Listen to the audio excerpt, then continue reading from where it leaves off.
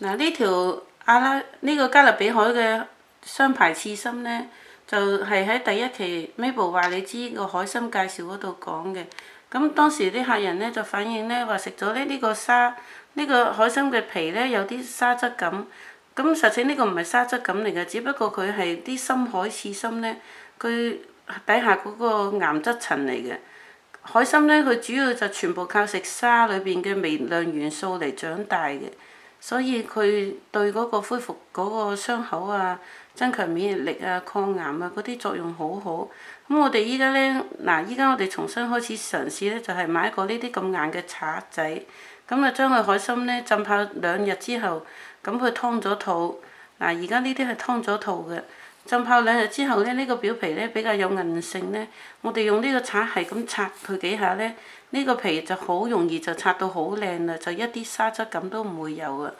咁啊，希望啲